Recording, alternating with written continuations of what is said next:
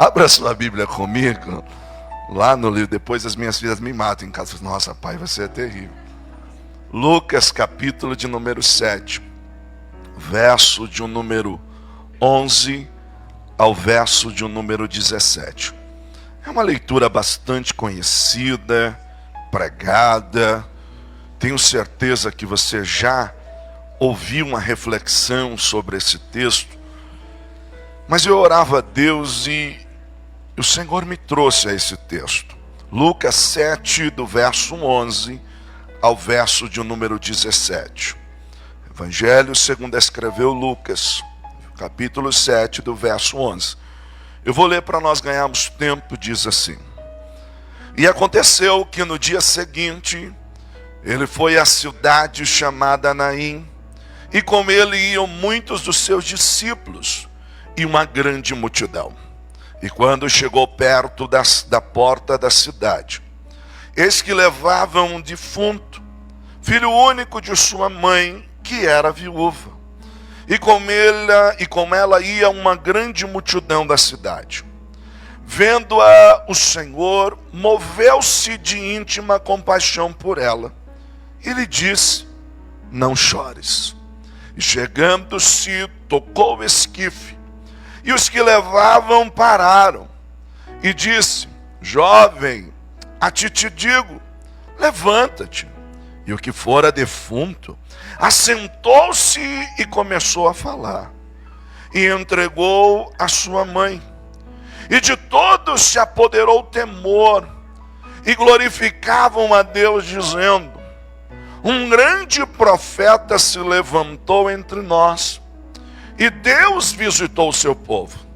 E correu dele esta fama por toda a Judeia e por toda a terra circunvizinha.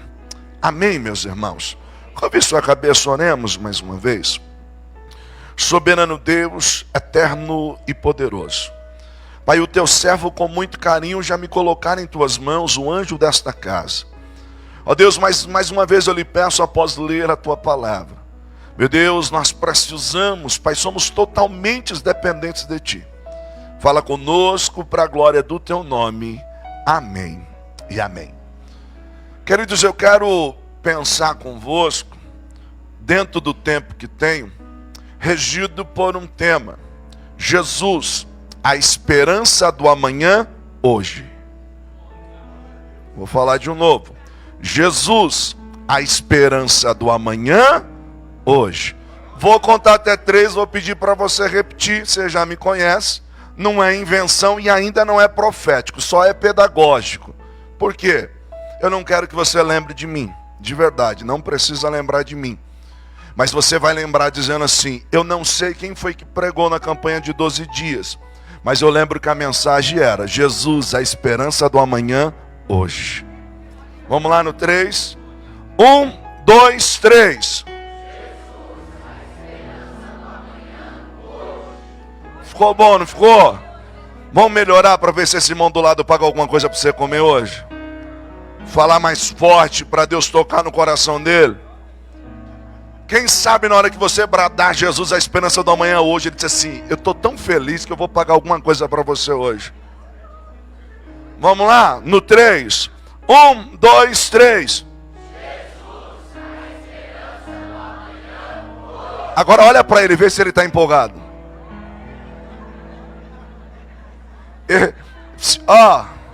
Eu acho que a fé de alguns foi pouca, irmão. Teve gente que nessa hora até baixou a cabeça, né? Queridos, escute. Brincadeiras à parte, quando nós falamos sobre amanhã, se você olhar de modo simples, concreto, o que é amanhã? Amanhã é o dia seguinte, é um dia após hoje. Só que quando nós falamos sobre amanhã, nós estamos pensando em uma época futura. Quando nós falamos sobre amanhã, nós estamos falando de um tempo indeterminado. Quando nós falamos sobre amanhã, nós estamos falando de algo que ainda não aconteceu, ou de expectativas que nós geramos, de esperanças que nós temos. No entanto, eu disse que o tema da mensagem é Jesus, a esperança do amanhã. E por quê? Porque dependendo do que você ouviu hoje, dependendo do que aconteceu hoje, dependendo por aquilo que você passou hoje, desconstrói todas as suas expectativas do amanhã. Quem de nós nunca sofreu da tão famosa síndrome dos pensamentos acelerados? SPA.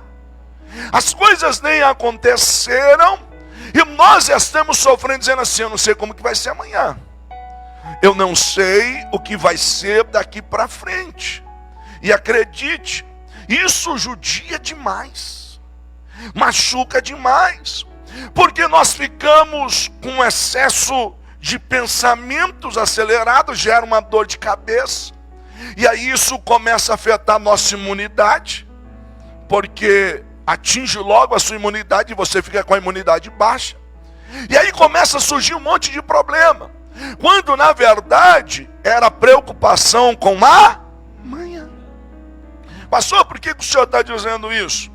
Porque filosoficamente falando, vamos filosofar aqui, filosoficamente falando, o amanhã não existe, e você persegue algo que é utópico. Você nunca vai chegar. Como assim? Eu estou preocupado com amanhã, aí cheguei amanhã, só que não é amanhã, é hoje. Então todas as vezes que você pensar que chegou no amanhã, ele é hoje. Então você está numa busca que nunca tem fim. Mas quando eu entendo que Jesus é a esperança do amanhã hoje, eu entendo que ele diz assim: por que você está ansioso? Basta cada dia o seu próprio mal. Jesus está nos dando uma segurança. Mas pastor, por que o senhor está dizendo isso? E o que isso tem a ver com o texto na qual o senhor leu? A narrativa que nós lemos está apresentando, o primeiro verso diz assim: e logo após, ou no dia subsequente, ou logo depois, depende de onde você está lendo, qual a tradução, diz assim: Jesus foi a uma cidade chamada Naim. Quando na verdade nós nem podemos chamar de cidade, é mais um vilarejo, uma vila. A etimologia de Naim, ou é um topônimo, um lugar, significa beleza. Mas aquele dia em Naim não estava belo. Aquele dia em Naim, ao invés de beleza, havia luto. Ao invés de beleza, havia tristeza. O que nos chama a atenção é que o texto diz assim: e logo após Jesus foi até Naim. Mas Jesus estava na onde? Cafarnaum.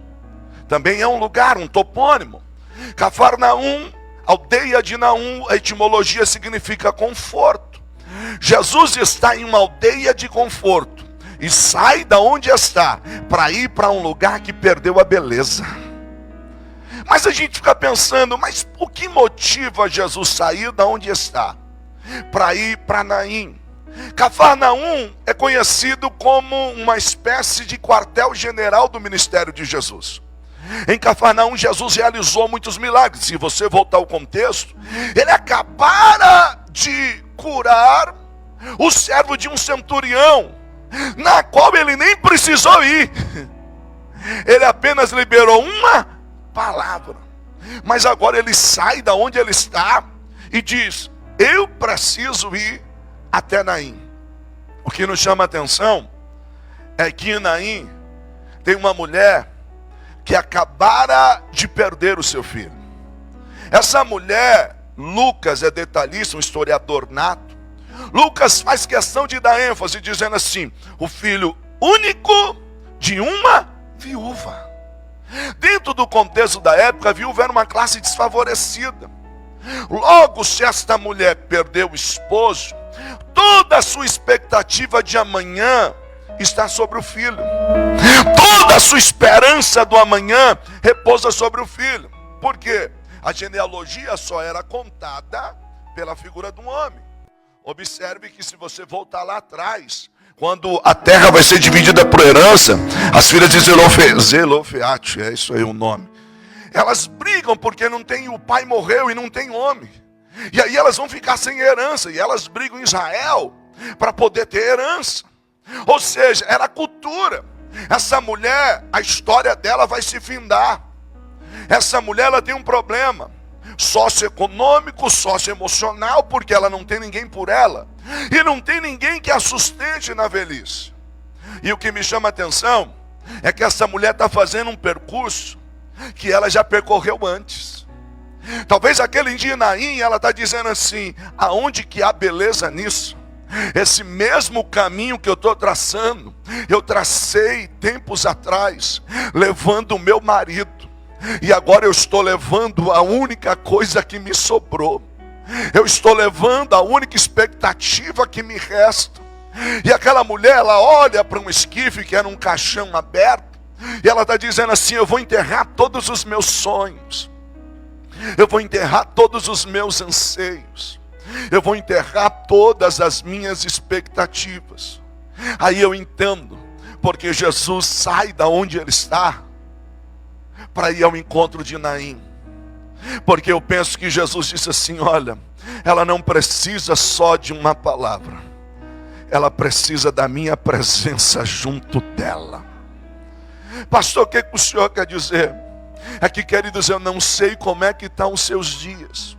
Eu não sei como é que você está vivendo, mas eu vim aqui para lhe dizer que Jesus é a esperança do amanhã, hoje.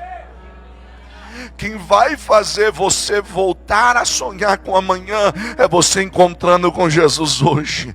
O que vai te levantar para criar o mínimo de expectativa pelo amanhã é você tendo Jesus hoje. O que eu e você precisamos é ter um encontro verdadeiro com Jesus. Pensando nisso, eu olho para o texto e de maneira bem rápida, eu quero destacar alguns pontos que eu julgo ser relevante no texto que nós lemos. Porque se nós estamos falando que Jesus é a esperança do amanhã hoje, nós precisamos entender algumas coisas. E a primeira coisa que eu quero pensar com você, o primeiro ponto que eu julgo ser relevante, é que pelo menos duas classes de pessoas seguiam Jesus. Se você olhar o verso 11, diz assim: logo depois, Jesus foi a uma cidade chamada Naim, e com ele iam seus discípulos e grande multidão. Observe que o texto nos fornece dois tipos de pessoas que seguem a Jesus. A primeira, ele diz assim: iam com ele os seus discípulos, e segundo, uma numerosa multidão. Quando nós olhamos, nós percebemos uma coisa: o ministério de Jesus sempre foi marcado por pessoas. E quando você observa o texto, muita gente, mas a questão é que nem todos eram discípulos. Muitos estavam ali porque eram simplesmente multidão. Mais de 2000 anos se passaram e a gente enxerga a mesma coisa. Muitas pessoas se aglomeram em torno de Cristo. E nós estamos aqui por um propósito. No entanto, existem aqueles que são discípulos e aqueles que são multidão. Pastor, tem diferença? Olhando por cima, quem via Jesus rodeado por pessoas, parecia que era tudo o mesmo grupo. Mas se você olhasse internamente, você sabia que há uma diferença gritante entre ser discípulo e ser multidão. Uma delas é, multidão, ela é movida pelo interesse. E o discípulo, ele é movido por um chamado. Enxerga isso no texto. Queridos, Jesus passou, eles estão pescando, Jesus disse: vem. E eles largaram tudo e o seguiram. Mateus, levita na mesa de coletoria. Jesus passou, olhou para ele: vem. Ele largou tudo e o seguiu. E a multidão: vamos lá, porque lá ele multiplica, tem pão. Vamos lá, porque lá ele faz alguma coisa. Ou seja, queridos, você está sendo movido por um interesse ou está sendo movido por um chamado? Pastor, como assim? Queridos, desculpa. Eu amo as campanhas de 12 dias, de verdade, amo mesmo. Eu acho uma bênção porque eu entendo que ela é algo profético. Você está aqui profetizando algo que ainda não aconteceu. Eu entendo o princípio da ação e reação. Nós estamos nos movendo, ação. O reino espiritual, reação ao nosso favor. Mas de verdade, irmão, se eu aparecer aqui 12 dias e sumir o resto do ano, eu só me movi por um interesse. Por quê, pastor? Porque a multidão estava preocupada com o pão que deveria ou poderia comer. Mas o discípulo, se fosse necessário, ele jejuaria com seu mestre. A multidão, ela observa e admira, e o discípulo, ele se prostra e adora. Nós não viemos aqui assistir culto, não. Nenhum de nós deve entrar aqui para assistir culto. Se for para assistir, você assiste televisão, você assiste os vídeos no Instagram ou no YouTube. Você entrou aqui para prestar culto, você entrou aqui para entregar algo a Ele. Deus te chamou, foi como discípulo, não foi como multidão. Você não veio para ver mais um pregador, você não veio para ver mais um cantor, você veio para adorar aquele que é, aquele que pode, aquele que tem, aquele que faz, aquele que realiza, aquele que é Senhor dos senhores. A multidão se conquista e o discípulo se faz. Ide e fazei discípulo. E a gente se gaba, não é? Olha quantos seguidores eu tenho. Uau, tô bombando. Se a sua barriga doer à noite, quantos desses vão correndo lá na sua casa para te socorrer? Fazer discípulo é vivência, é estar junto, é partilhar, é sentar à mesa.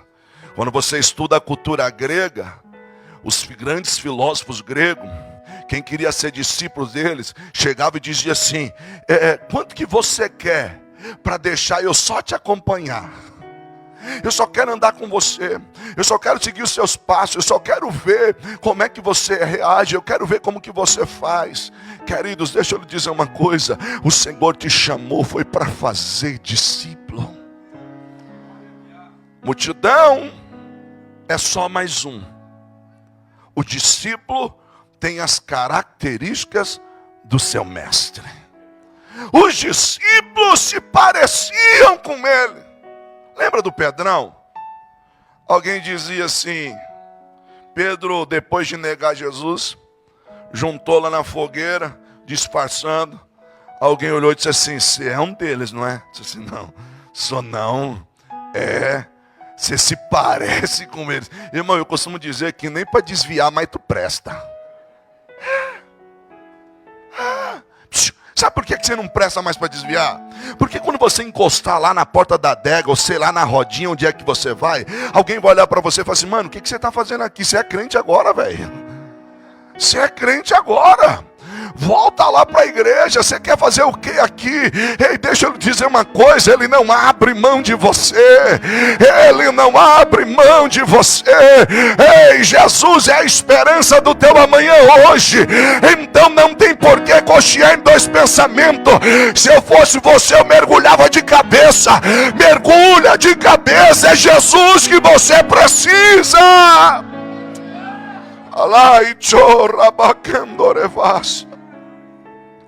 E quando nós entendemos que Ele é a esperança do nosso amanhã hoje, nós entendemos um segundo ponto que eu julgo ser relevante. E qual é esse segundo ponto? Ele vem ao nosso socorro. Tem socorro de Deus para você. Tem. Verso de número 12. E quando chegou perto da porta da cidade, eis que levavam um defunto, filho único de sua mãe, que era viúva, e com ela ia uma grande multidão da cidade. Eu disse na introdução da mensagem que Jesus sai de Cafarnaum e vai para Naim. Jesus visita lugares que muita gente não quer visitar. Jesus vai em lugares pequenos, mas também vai em lugares grandes. Naquele dia, Naim perdeu a beleza. E Jesus chegou lá para restaurar a beleza daquele lugar. Eu disse que ele vem ao teu socorro. Eu não sei como anda a tua alma, porque talvez você sorri por fora, mas está sangrando por dentro. Às vezes a gente faz aquela cara de vaso, não é? Aquela cara de profeta, né? Aí dependendo do pregador, diz assim, vira para o irmão do lado e fala isso. Aí você, vira para o outro, só Deus sabe como é que está aí dentro. Só Deus sabe como é que você chegou. Só Deus sabe o quanto você oculta para quem está dentro da tua casa, porque você não quer preocupar ninguém. Porque, afinal de contas, se você mostrar fraqueza, talvez alguém dentro de casa vai se desesperar. E a gente tem isso, não tem? Eu lembro que uma vez, conversando com uma pessoa um pouco mais íntima, e essa pessoa disse assim, como que estão as coisas? Eu disse, tá tudo bem, mas eu vou falar para você, tem hora que dá vontade de parar. E eu não falava de desviar. Eu falava, tem hora que dá vontade da gente ficar num cantinho sossegado. Aí a pessoa olhou para mim e disse assim, se você tá falando isso, eu tô ferrado. Aí a gente diz assim, eu não posso falar. Eu não posso abrir minha boca. Só que enquanto a gente fecha a nossa boca, como diz Davi, os nossos ossos por dentro parece que vão apodrecendo. Mas eu vim aqui para lhe dizer que tem socorro para você hoje. Ele vem ao teu socorro. A questão é que Naim está de Nazaré uns 10 km. De Cafarnaum, 34 quilômetros. E segundo a maioria dos historiadores, um dia de caminhada, irmão, não tinha moto-Uber. Não tinha Uber. E nem tinha um jumento 2.0. Jesus estava indo a pé com seus discípulos. Um dia de caminhada. Jesus está indo ao socorro? Está. Mas essa mulher tem que lidar com um agravante. Qual é o agravante que ela tem que lidar? O tempo. Por que o tempo, pastor? Porque, queridos, essa mulher está com o filho em cima de uma maca. Não havia nas cidades de judeus cemitério dentro. Entre Cafarnaum e Naim, segundo alguns escritores, havia fora da cidade lugares onde se enterrava. Essa mulher, ela lida com o tempo. Por quê? Porque se este caixão sai pela porta da cidade, o fim é o cemitério. Então a cada minuto que vai passando, parece que a coisa vai ficando pior. Só que ela tem um segundo agravante. Qual é o segundo agravante? Ela não sabia que Jesus estava vindo ao seu encontro. Eu leio o texto, eu conheço o final da história. Só que ela está no meio da história. Ela não sabe o final da história. Então, além do tempo ir passando e a coisa ir piorando, ela não tem um mínimo de esperança ou expectativa. Mas eu disse para você que ela está no meio da história. Isso implica dizer que só quem coloca um ponto final na história é Jesus. E se Jesus ainda não chegou, aguarda, porque a tua história não vai terminar assim. Quem coloca um ponto final na tua história é o Senhor. Então calma, haverá milagre, calma, haverá socorro. Ele está vindo ao teu encontro. Só que como ela não sabe o que está por acontecer, ela se desespera. E talvez seja isso que aflige a nossa alma. Eu não tenho nem ideia o que pode acontecer. Já ficou assim? Não é que eu não creio. Crente tem medo de murmurar, não é? Então ele fala assim, não é que eu não creio. Eu só não sei como é que isso pode mudar. Não é que eu não estou acreditando tal. Eu só acho que isso é impossível. Porque crente é complicado, não é, irmão? De vez em quando você olha no espelho e diz assim, cara, isso é muito complicado. Percebe? O Eucana vai para Ana. Ana está chorando porque ela não tem filhos. E o Eucana vai para ela e dá a porção dobrada. Querido, se você estudar a cultura, é a porção de honra. Porção dupla. Aí o Eucana pensa que a mulher vai comer. Ela só chora e não come. Aí o Eucana olha para ela e diz assim, eu não sou melhor para você do que 10 filhos. Ele está dizendo assim, cara, não estou preocupado com filho, eu estou te honrando. Mas o problema é esse. A Ana está chorando. E talvez ela está dizendo assim, ninguém me ama. Não, Ana, te amar, te amam. O problema é só te entender. Me ajuda a pregar, com todo respeito, se você quiser. Olha para alguém e diz assim, te amar, te amo. O problema às vezes é entender.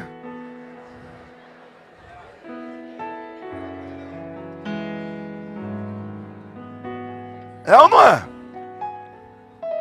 É. A gente ama. Só que tem hora que a gente não entende. É. Mas quem entende está vindo ao socorro. Mas quem entende está vindo de encontro. Mas quem entende está chegando. E ei, você não vai sair pela porta para enterrar os teus sonhos, porque Ele está chegando para restaurar aquilo que está perdido. Oh, querido, coincidência não, cristocidência. Ele vai sair pela porta, uma multidão, Jesus chegou e deu de cara. E aí você olha o contexto. Aonde é que se julgavam as causas? Na porta da cidade. As causas eram julgadas na porta da cidade. Imagina essa mulher assim, acabou. Já percorri isso aqui com meu marido, agora estou percorrendo com meu filho, e não tenho mais nem. Mas na hora que vai sair pela porta, chegou o advogado dos advogados. Ele chegou no momento exato para julgar a causa dela. E aí eu aprendo, olhando para o texto, um terceiro ponto que julgo ser relevante, é que Ele enxerga a nossa dor. Verso 13. E vendo-a o Senhor, moveu-se de íntima compaixão por ela. E lhe disse, não chores. Vendo-a o Senhor. O escritor, e Lucas ele é fantástico, porque ele escreve aqui Kyrios. Ele usa Kyrios no grego para Senhor, que é o equivalente no Antigo Testamento ao tetragrama ou Adonai, uma referência ao próprio nome de Deus. Então ele está dizendo assim, quem viu ela foi Deus. Quem viu ela foi Deus. Quem enxergou a dor dela foi Deus. E ele diz assim, e se moveu de íntima compaixão. Queridos, ela não tinha ninguém por ela, mas aquele que tem o poder de dar vida, a viu. Enxergou a sua dor. Pergunta, o que aquela mulher fez para merecer isso? Nada, graça. O que ela tinha feito? A narrativa bíblica não nos informa, é graça. Eu fico pensando que talvez alguém olhe e diz assim, nossa, sério? Jesus sai de lá de Cafarnaum para cuidar de uma viúva. Mas é graça, querido. Ele enxerga a nossa dor. Ele viu e contemplou a tua dor hoje aqui. Oh, queridos, Jesus enxergou a dor daquela mulher. Ele se moveu de íntima compaixão. A gente fala muito de empatia hoje.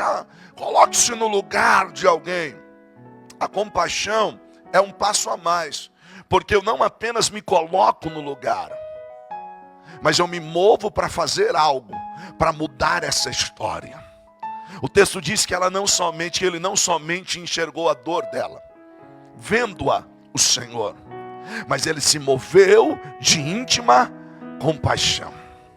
Você tem ideia do que é isso? O escritor usando palavras que nós vamos entender, dizendo o tipo de sentimento que o Senhor teve por aquela mulher. Uma mulher que não tinha nada a lhe dar em troca. Uma mulher que não tinha nada a lhe oferecer. Queridos, deixa eu lhe dizer uma coisa, isso é amor. E é o mesmo amor com que Ele te amou.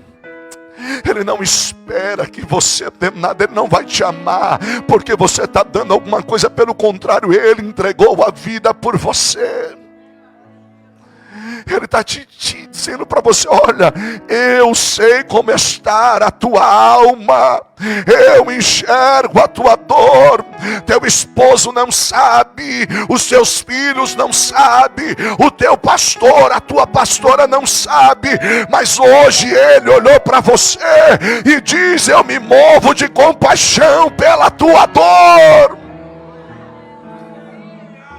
Oh, querido, Ele vem ao teu socorro. E aí é lindo porque, e é o quarto ponto que eu quero pensar com você. Por que Jesus é a esperança do meu amanhã hoje? Porque Ele enxuga as nossas lágrimas.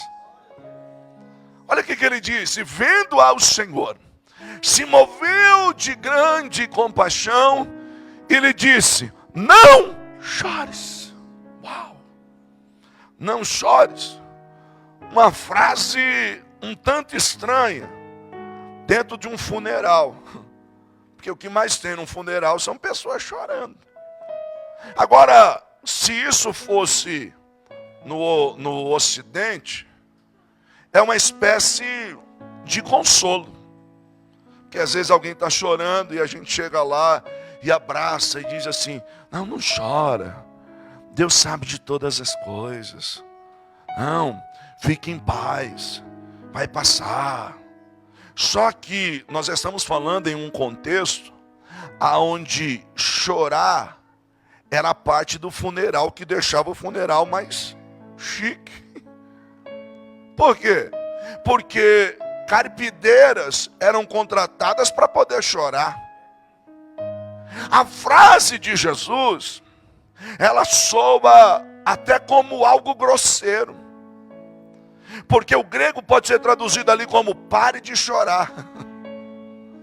E aí, vamos pensar uma coisa, irmão. Jesus vem, encontra a mulher, diz assim: para de chorar. Imagina alguém do lado, diz assim: quem que esse cara pensa que é? Queridos, um bom judeu, quando viu o cortejo fúnebre, ele largava tudo que estava fazendo e ia atrás, um sinal de reverência, chorava junto. Por que você acha que lá na porta de Jairo lá tinha um monte de mulher chorando? Porque ele era líder maior da sinagoga, né? Vamos lá ver se a gente faz um biquinho hoje lá. Vamos lá ver se, né? Vai que sobra alguma coisa para nós. Psiu. Nem todo mundo que está chorando com você está sentindo o que você está sentindo. Só que quem chegou e liberou uma palavra para você, está dizendo: para de chorar. Não chores.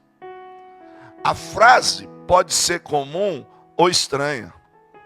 A diferença está em quem falou. Se eu falar alguma coisa para você, não muda nada. Mas se o Senhor falar para você, acredita. Só Ele tem o poder de enxugar as nossas lágrimas. E aí, Ele não apenas fala para aquela mulher: pare de chorar. Mas aí Ele chega e interrompe o cortejo. E aí é interessante, porque é um quinto ponto que eu quero pensar com você. Ele muda as circunstâncias. Você não vê saída, você não vê como isso pode mudar, você não vê como essa situação pode reverter. Você olhou e disse assim: cara, não tem jeito. E a gente é crente, avivado, pentecostal, aí você diz assim: cara, não tem jeito, só um milagre mesmo. Ele é especialista em fazer milagre. A gente às vezes quase que vive um teísmo aberto, ou seja, a ideia do teísmo aberto é que Deus, Ele criou todas as coisas, se escondeu na casa de máquina do universo e não sabe de nada o que está acontecendo. Não, nós vivemos um cristianismo onde Deus está presente, é um Deus relacional, é um Deus que está conosco, é um Deus que continua fazendo milagre. Ele fez antes e continua fazendo agora. A gente tem um propósito em casa, Deus deu essa direção para minha esposa, e de domingo é assim, irmãos, a gente assiste alguma coisa até determinado horário, 2 horas no máximo, depois a galera toda sabe, gente, daqui para frente é só cristão, põe alguma coisa cristão, nada, né? Então desde pequenininho todos já sabem, opa, hoje é domingo, galera, a gente sabe que tal. Por quê? Para não chegar no culto intoxicado de tanta tranqueira. Então isso é algo que a gente carrega desde quando os meus filhos eram novinhos.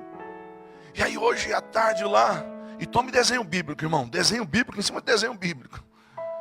Aí eu parei e falei para minha esposa assim, falei, cara, isso não é ficção, isso aconteceu. Cada narrativa dessa aconteceu. Ou você crê que a palavra de Deus é viva e verdadeira, ou seu cristianismo vai ser vazio. Você vai vir para cá como se fosse qualquer reunião. Não, esta palavra é viva. Quando eu estou dizendo que Ele muda a circunstância, Ele é poderoso para fazer infinitamente mais de tudo aquilo que pedimos ou pensamos. Verso de número 14. E chegando-se, tocou o esquife, e os que levavam pararam, e disse, jovem, a ti te digo, levanta. E o que fora defunto assentou-se e começou a falar. Irmãos, primeiro ponto, eu disse que ele muda a circunstância, mas escute, a interrupção de um funeral era uma violação patente à lei e ao costume judaico. Quando Jesus vem na contramão, de frente, ele interrompe. Primeiro que o que ele fala para a mulher, dependendo de quem está perto, já tipo, não chores. Ela tem que chorar, por quê? A geografia, a logística ali do cortejo era mais ou menos assim. Essa mulher não tem ninguém por ela. Então ela que vem na frente, vestida de pano, de saco e cinza, jogando cinza na cabeça e com lamento, gritando, porque ela não tem ninguém por ela. É ela que tem que vir na frente. Jesus vem na contramão, vê ela primeiro e diz assim, para de chorar. Uau, quem é ele? Aí ele passa por ela e toca no esquife. E os que levavam pararam, irmão. Você tem ideia do que é que ele está fazendo aqui? Primeiro, se você toca no esquife, além de ser uma violação, Números 19, do 21 ao 22, ele se tornava impuro até a tarde. Então nenhum rabino, nenhum rabi queria isso. Eles fugiam de impureza. Jesus vem na contramão, interrompe o cortejo, toca no esquife e todo mundo está olhando assim. Nossa, que falta de ética. Que grosseria. Nossa, que falta de decoro. Aonde é que se viu alguém fazer uma coisa dessa, irmão? Você acha que Deus está preocupado com certos protocolos para te dar vitória? Problema seu e meu é que a gente coloca Deus dentro da nossa caixinha e diz assim, não, Deus não faz assim, Deus não vai fazer desse jeito, Deus não vai fazer daquele jeito. Irmão, se Ele quiser fazer, Ele faz, porque Ele é Deus. Eu já contei para você o testemunho aqui, vou contar de novo. Irmãozinho, deve ser aqueles irmãos que oram alto, gosta de orar. Irmãozinho morava numa casa lá, e orando, gritando alto, dizendo, Deus, a minha despensa, Deus, a minha despensa, e gritando, Deus está vazia, eu não tenho nada, Deus, eu nem sei o que eu vou comer amanhã, e orando, gritando. Aí o vizinho lá, que pertencia às religiões de matriz africana e era adorador, declarado de Satanás. Ele chamou os filhos dele lá e disse assim: escuta, vai lá no mercado, enche uns 3 carrinhos, compra de tudo, bate lá na porta daquele crente lá e entrega para ele. Quando você estiver descarregando, se ele perguntar quem mandou, você diz que foi Satanás. Aí eu quero ver a cara do crente. Foram para o mercado, compraram de tudo. Daqui a pouco bateu na porta do irmãozinho, crente que ora e tem fé que Deus faz. Na hora que ele viu o carregamento, disse: glória. Trouxemos aqui para o senhor. Disse: glória, descarrega aí. Os homens descarregando e tirando as caixas, nada do irmão perguntar. Aí um olhou para o outro e disse assim: cara, ele não vai perguntar, é a última, é melhor a gente perguntar. Disse: tá bom. Escuta, o senhor não vai perguntar quem foi que mandou? Disse: não, querido, porque quando Deus manda, até o diabo obedece. Oh, querido, eu não sei você, mas se ele quiser, ele vai tocar em alguém lá. E a pessoa vai dizer assim: eu não sei porquê, mas eu tenho que fazer isso por você. Eu não sei porquê, mas eu tenho que te abençoar. Eu não sei porquê, mas olha, eu nem gosto de você e nem vou com a sua cara, mas está aqui, está assinado, a vaga é tua. Oh, a vaga é tua. Deus vai mudar a circunstância. Deus vai virar esse cativeiro. Deus vai lhe dar vitória.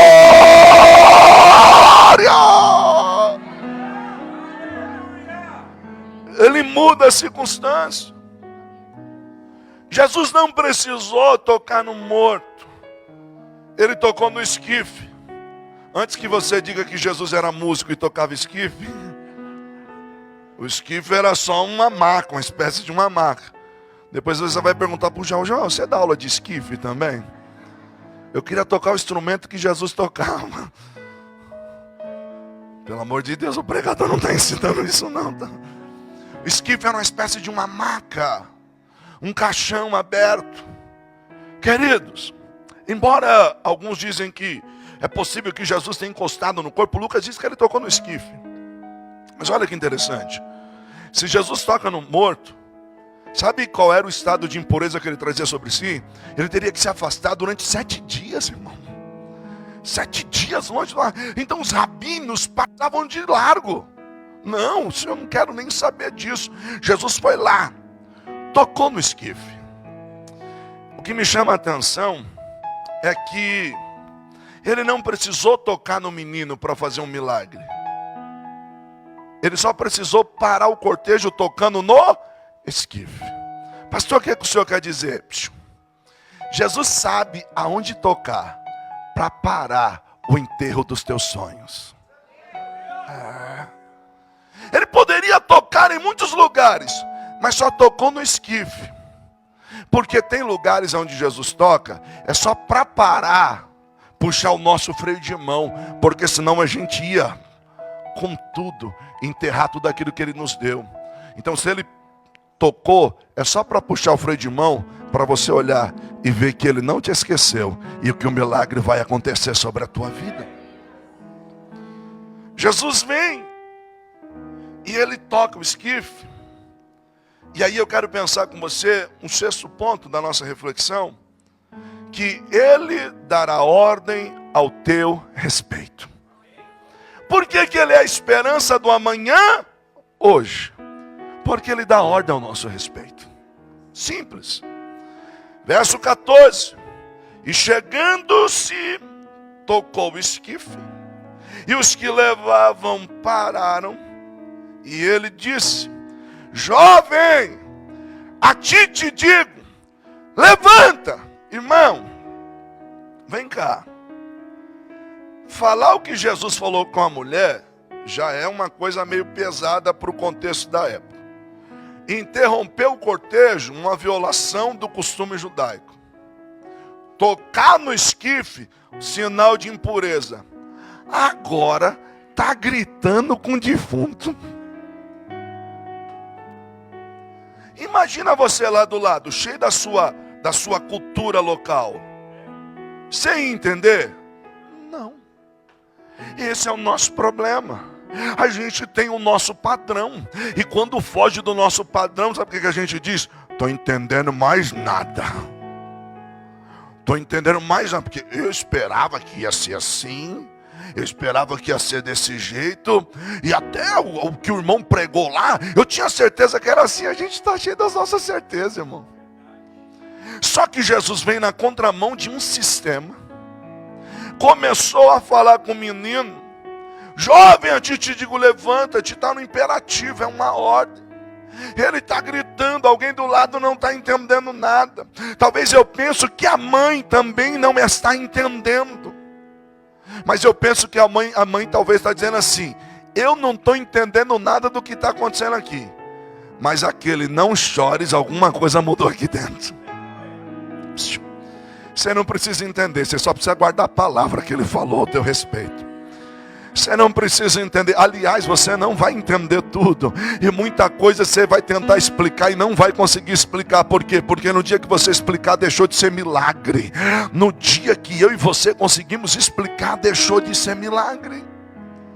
Jesus diz: jovem, levante-se. E aí o texto vai dizer assim: e o defunto sentou. Você já viu o defunto sentar, irmão? Se visse, corria, né? Você vê o defunto sentar, você corria. Faz me lembrar do irmãozinho que tinha um sonho de ver o defunto levantar. Ele dizia no ministério dele, tinha um sonho de ver o defunto levantar. Então todo velório que ele via, ele entrava e orava para o defunto ressuscitar. Não tinha acontecido ainda. Mas a fama dele, olha lá, o irmão meio doidinho lá que quer ver o defunto levantar. Aí disse que um dia uma viúva estava lá, o esposo lá. E ela do lado do caixão, aí o irmãozinho entrou, todo mundo, olha ele. Aí na hora que ele ia orar, a irmã só chegou do lado e disse assim: se ele orar, se você orar e ele levantar, quem vai cuidar dele daqui para frente é você. Viu?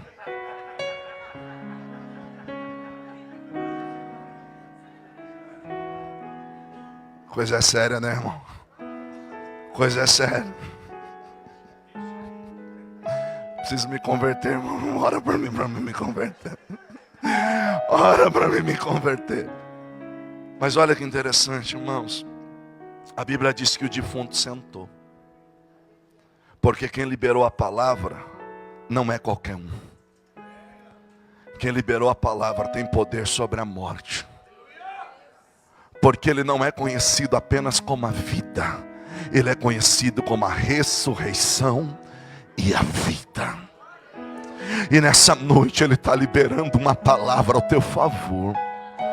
Nessa noite ele está liberando uma palavra ao meu e ao teu respeito. Eu não sei, querido, aos ouvidos de quem essa palavra vai ecoar. Mas o texto diz que aquele que estava morto sentou e começou a falar. Existem áreas da sua vida que estão mortas. Existem áreas da sua vida que você está prestes a enterrar. Mas nesta noite ele está liberando uma palavra ao meu e ao teu respeito. E quem sabe não é hoje que ele está dizendo levante-se. Quem sabe não é hoje que ele está dizendo porta se abra, caroço desapareça, sangue seja restaurado. Ei, quem sabe não é hoje ele está dizendo receba a vida, receba a saúde, receba a restauração do teu casamento, receba a restauração do teu ministério, receba a cura que vem do alto. Ele não mudou. O texto diz que o defunto sentou e começou a falar. Sabe o que é isso, irmão? Só fala quem está vivo. Aquilo que estava adormecido ou morto sobre a tua vida vai começar a fazer barulho. Existiam áreas que você nem queria mais entrar no mérito. Quando alguém perguntava para você, dizia assim: e aquele projeto seu lá? Disse: não. Vai sentar. Primeiros movimentos.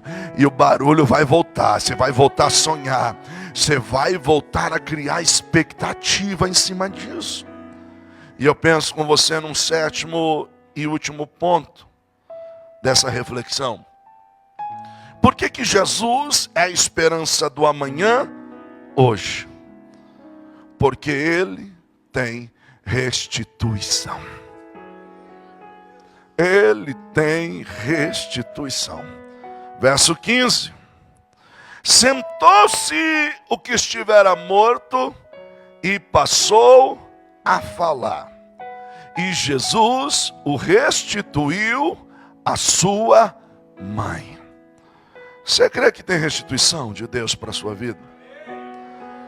Por que que Jesus é a esperança do nosso amanhã hoje? Porque, queridos, quando nós falamos de restituir, nós estamos falando de restaurar, trazer de volta, reconstruir, fazer como era antes, reparar, arrumar. Eu não sei o que te aconteceu, que você deixou de sonhar. Mas a Bíblia diz que quando Jesus para e dá uma ordem, e aquele defunto senta e começa a falar, Jesus restitui ele à sua mãe. Quando Jesus restitui o menino à sua mãe, ele não está apenas devolvendo um filho, embora que isso já é fantástico. Mas quando Jesus devolve aquele menino à sua mãe, Jesus está devolvendo todos os seus sonhos, todas as suas expectativas. Quer ver? Hannah, ajuda o pai aqui, vem aqui, Hannah, sobe aqui. Minha companheira, vem aqui, corre aqui, isso. Jesus pega aquele menino, no caso aqui a menina, a Hannah, e quando Jesus pega aquele menino e vai levar aquele menino para a mãe, alguém olha e diz assim: ah, está entregando o menino. Não, muito mais do que isso. Jesus está entregando para aquela mãe a esperança de uma restauração econômica, porque ela era viúva e não tinha mais o seu filho. Logo, a garantia de sustento dela havia morrido. Aí Jesus está restaurando a área econômica dela, dizendo assim: você não está mais sozinha, o menino está aí, tem alguém que vai cuidar de você. Quando Jesus pega aquele menino para entregar para sua mãe, ele está restaurando a área social dela, porque uma viúva era alguém vulnerável e os seus bens ficavam dependendo de um parente próximo que a resgatasse. Mas à luz do que Lucas escreve, provavelmente ela não tinha mais ninguém. E quem é que vai querer resgatar uma viúva? Na lei do levirato, só o Boaz, que pegou a Ruth e cuidou da sogra dela, da Noemi. Ele está restituindo socialmente. Mas quando Jesus pega aquele menino para levar sua mãe, ele não está restituindo apenas socialmente. Sabe o que ele está restituindo? A história dela. A genealogia só era contada pelo homem. E Jesus está dizendo assim: calma, que a sua história não acabou. A sua história vai continuar. Jesus sabe o que ele está restituindo àquela mulher? Emocionalmente. Ela já tinha percorrido aquelas ruas uma vez, levando o marido. E talvez ela estava dizendo assim: de novo, eu vou passar por isso. Jesus pega na mão do menino, vai até ela e diz assim: eu cheguei. Eu cheguei. Jesus vai levar ela lá para a mãe e vai dizer assim: ó, a restituição. Eu sou a esperança do teu amanhã hoje. Jesus chegou hoje para dizer para você: não se preocupe com seu amanhã, porque se você tem Jesus hoje, o teu amanhã está seguro nas mãos dele. Como diz a letra do louvor: porque ele vive, posso crer no amanhã. Jesus é a esperança do teu amanhã hoje. E deixa eu dizer uma coisa para você, para encerrar, enquanto eu queria chamar minha equipe para louvar, vem aqui. Escute, ó. Avisa a multidão. Avisa a multidão que não é mais luto. Agora é culto de ação de graça. Vai ser culto de ação de graça. Irmão, deixa eu dizer uma coisa para você. O coveiro, ele não ficava lá direto, como a gente tem dentro da nossa cultura. O coveiro ganhava por cada pessoa que morria. Aí Jesus chegou. Imagina a cena. O coveiro dizendo assim: não vou ganhar nada hoje. Imagina as carpideiras dizendo assim: deu ruim, não vou ganhar nada hoje. Você sabia que o teu milagre vai virar notícia?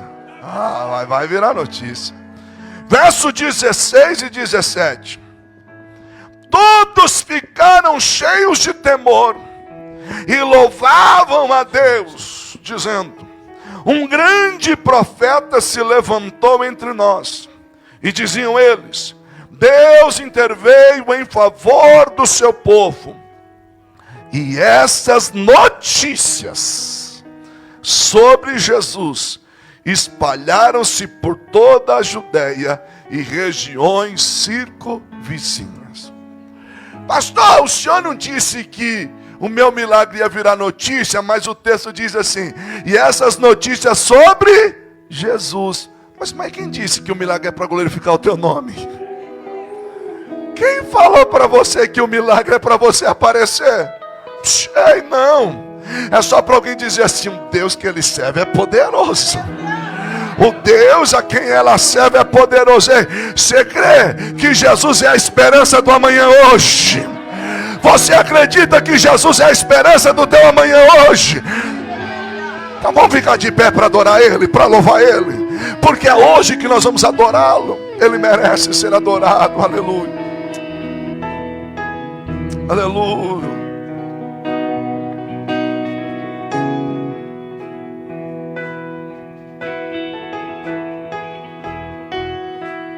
Aleluia. Ele é a nossa esperança. Jesus, Tu és a nossa esperança. Tu és a nossa esperança. Ó Deus, Tu és a nossa esperança. Ó Deus, Tu és a nossa esperança.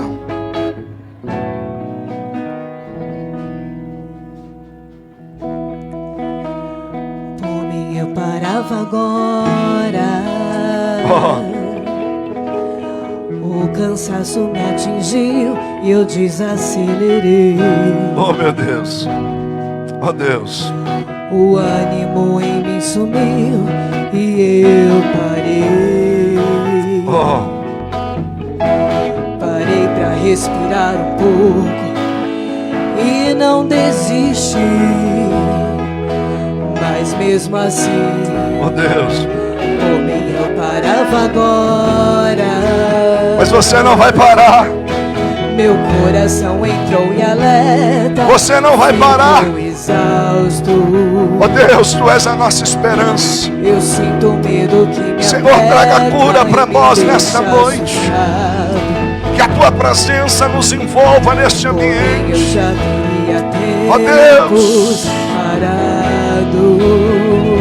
Oh Deus. Aleluia. Olha isso.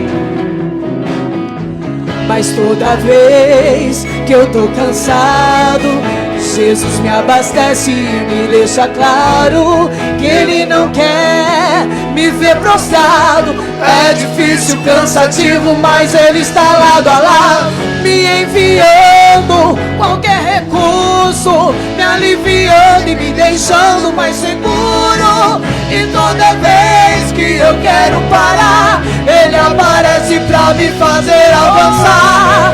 Por mim eu já teria desistido, mas por Ele eu chego lá. Foi por causa dele que eu ainda não parei nem desisti. Foi por causa dele que eu levantei e decidi seguir. E é por causa dele que eu ainda continuo a lutar. Por causa de Jesus que sempre me conduz, eu sei, eu chego lá. Porque quando eu não der conta, Ele vai me ajudar. Oh, aleluia. Aleluia. Maravilhoso. Mas toda vez que eu tô cansado, Jesus me abastece e me deixa claro que Ele não quer me ver prostrado. É difícil, cansativo, mas Ele está lado a lado, me enviando qualquer recurso, me aliviando e me deixando mais seguro. E toda vez que eu quero parar, Ele aparece pra me fazer avançar. Por mim eu já teria desistido, mas por Ele eu chego lá. Foi por causa dele que eu ainda não parei nem desisti. Oh Deus, eu creio. Foi por causa dele que eu levantei e decidi seguir. Eu creio. E é por causa dele que eu ainda continuo a lutar. Por causa de Jesus que sempre me conduz, eu sei, eu chego lá. Porque quando eu não der conta, Ele vai me ajudar. Olha isso. Foi por causa dele que eu não parei. Foi por causa dele que eu não desisti. É por causa dele que eu estou aqui dizendo que é por causa dele, é por causa dele, é por causa dele. Você não vai parar. Você não vai parar. Você não vai parar. É por causa dele que eu estou aqui dizendo que é por causa dele, é por causa dele. Foi por causa dele que eu ainda não parei nem desisti. Foi por causa dele que eu levantei e decidi seguir. E é por causa dele que eu ainda continuo a lutar. Por causa de Jesus que sempre me conduz, eu sei, eu chego lá. Porque quando eu não der conta, Ele vai me ajudar. Aleluia. Porque quando eu não der conta, Ele vai me ajudar. Porque quando eu não der conta, Ele vai me ajudar. Aleluia. Você pode aplaudir o Senhor. Alabaço. Jesus é a esperança do teu amanhã hoje. Eu não tenho mais tempo, mas saia daqui com essa palavra. Eu não sei o que lhe aconteceu hoje, mas Jesus é a esperança do meu amanhã hoje. Não estejais aflito com o dia de amanhã, porque Ele veio ao teu encontro hoje.